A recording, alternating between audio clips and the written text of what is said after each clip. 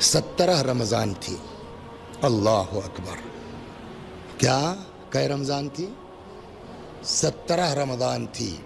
مسجد کوفہ امیر المومنین سلام اللہ علیہ ممبر پر. روایت کہتی ہے ممبر کے ایک طرف امام حسن علیہ السلام، دوسری طرف امام حسین علیہ السلام. امیر المومنین کا خطبہ چل رہا ہے. خطبہ دیتے دیتے اچانک مولا رک گئے. بیٹا حسن، بابا کتنے دن گزر گئے رمضان کے؟ فرمایا 17 دن. بیٹا حسین، کتنے دن باقی ہیں ماہ مبارک کے؟ فرمایا 13 دن. روایت کہتی ریش مبارک پر مولا کائنات نے ہاتھ پھیرا اور فرمایا بہت قریب ہے وہ وقت کہ جب اس کو یہاں سے خضاب کر دیا جائے گا. اور اللہ اکبر، آتے آتے دوسرے دن ہی 18 رمضان تو تھی نا، دوسرا دن وہ رات آ گئی. روایت کہتی ہے پوری رات مولا کائنات نے عبادت میں گزاری ہے.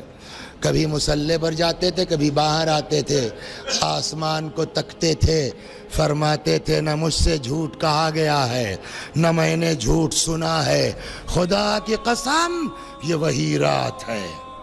یہاں تک کہ سپید سحری نمودار ہوئی. مولا پھر آئے، گواہ رہنا کبھی تو نے علی کا انتظار نہیں کیا ہے، ہمیشہ علی نے تیرا انتظار کیا ہے. مولا کائنات مسجد کے لیے روانہ ہوئے. بعض تاریخوں میں ہے امام حسن علیہ السلام نے حضرت ام کلثوم کو کچھ بتیں دے دی تھی تحفے میں جو وہاں رہتی تھیں. چلنے لگے، ان بتوں نے امام کی ابا کو پکڑ لیا. کسی نے ہٹانا چاہا، امام نے کہا رہنے دو. فَإِنَّهَا صَوَائِحْ تَتْبَعُهَا نَوَائِحْ. ابھی تو یہ چیخ رہی ہے نا، ابھی تو اس کے پیچھے نوحوں کی آواز آئے گی. اللہ اکبر. امام آئے مسجد میں، یہ ملعون سو رہا تھا، حضرت نے جگایا، اٹھ نماز کا وقت ہو رہا ہے. 2 طرح کی روایت ہے. بعض کہتے ہیں کہ ابھی جماعت نہیں شروع ہوئی تھی، بعض روایت، اور یہ سمجھ میں بھی آتی ہے. بعض یہ کہتے ہیں کہ پہلی رکعت کا پہلا سجدہ تھا، بعض یہ کہتے ہیں ہاں پہلی رکعت کا پہلا سجدہ تھا مگر جماعت کا نہیں تھا، نافلہ صبح کی پہلی رکعت کا پہلا سجدہ تھا. سب لوگ اپنی اپنی، کوئی رکوع میں ہے کوئی سجدے میں ہے.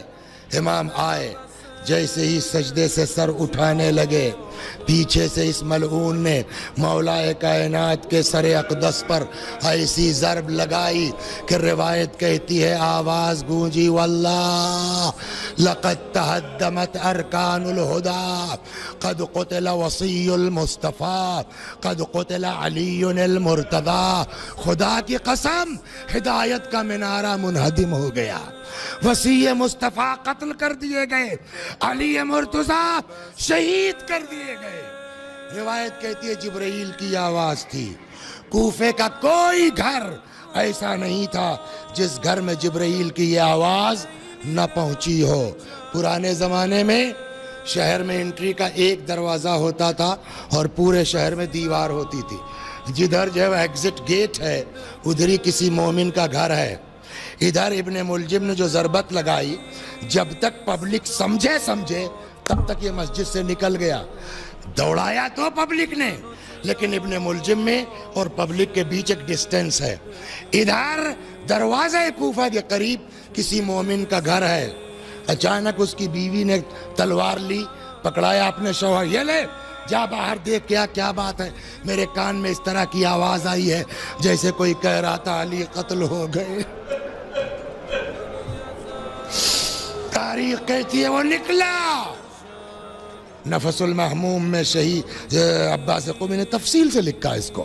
نکلا، دیکھا ابن ملجم نکلنا چاہ رہا ہے. کہاں جا رہے ہو؟ ذرا کام ہے. کہ نماز جماعت ہونے جا رہی ہے. اتنا علی کے پیچھے نماز سے زیادہ کون سا ضروری کام ہے؟ سنو، ہم نے سنا ہے علی کو کسی نے قتل کر دیا ہے، کہیں تو نہیں مار کے بھاگ رہا ہے؟ اب جناب عباس قمی لکھتے ہیں یہ ملعون کہنے جا رہا تھا نہیں، قدرتاً اس کی زبان سے نکل گیا ہاں. جیسے اس نے کہا ہاں، وہ اس مومن نے تلوار نکال لی. لڑنا شروع کیا. اس سے اتنا فائدہ یہ ہوا کہ جو پیچھے سے پبلک آ رہی تھی اس نے اتنی دیر روکا کہ پبلک آ گئی اور اس کو گرفتار کر کے لے جایا گیا. اب چلیے ادھر آواز گونجی, کوفے میں ہر جگہ پہنچی, پبلک دوڑ پڑی, امام حسن و حسین بھی آ گئے, نظر پڑی, فرماتے ہیں بیٹا پہلے نماز. 2 رکعت نماز میں کتنی دیر لگتی ہے, وہ بھی جب کہ باپ اس عالم میں ہو, ہے نا. ایک دن روایت کہتی ہے رسول اللہ نماز پڑھا رہے تھے اور اچانک رسول اللہ نے جماعت میں اسپیڈ بڑھا دی, نماز ختم ہو گئی.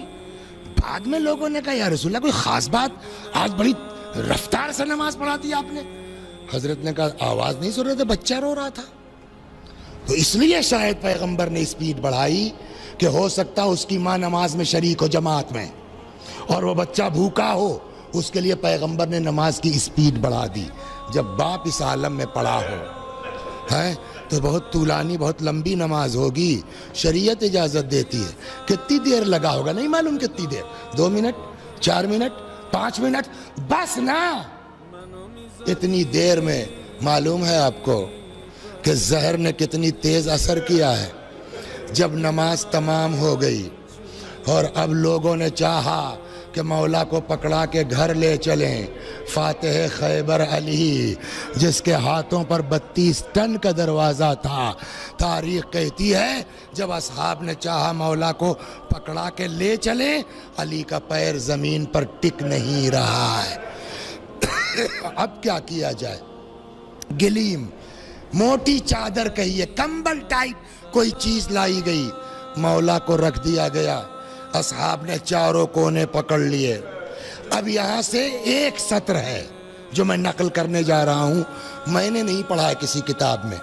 اتفاق سے یہی 20 رمضان کے آس پاس جو جمعہ پڑھا تھا, ایسے ہی میں نے ٹی وی لگایا اس وقت, تو وہ جمعہ پڑھا رہے تھے رہبر معظم آقا خامنہئی.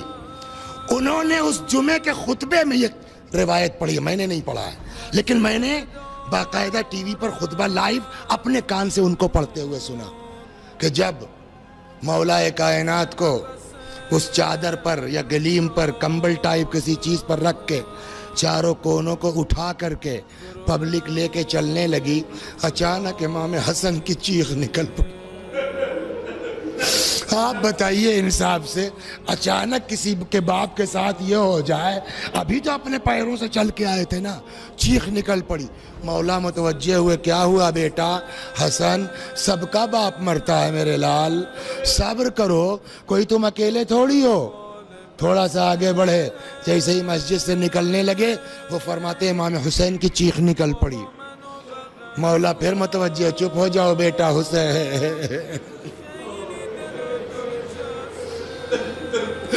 صبر کرو میرے لال, سب کا باپ مرتا ہے. اللہ اکبر. امام کو گھر لایا گیا, بستر پر لٹا دیا گیا.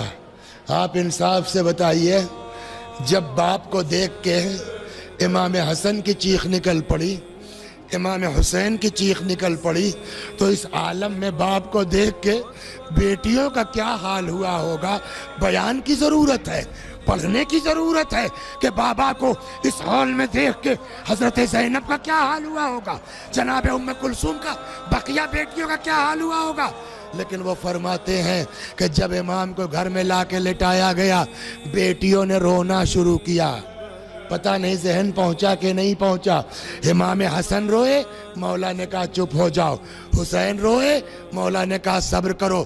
لیکن تاریخ کہتی ہے جب بیٹیوں نے رونا شروع کیا تو مولا نے چپ نہیں کرایا, بلکہ وہ فرماتے ہیں بیٹیوں کے ساتھ ساتھ مولا نے بھی بلند آواز سے رونا شروع کیا.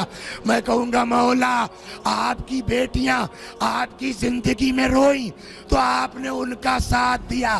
ہائے کربلا کا میدان, 4 برس کی بچی باپ پر روتی ہے, تماچے کھاتی.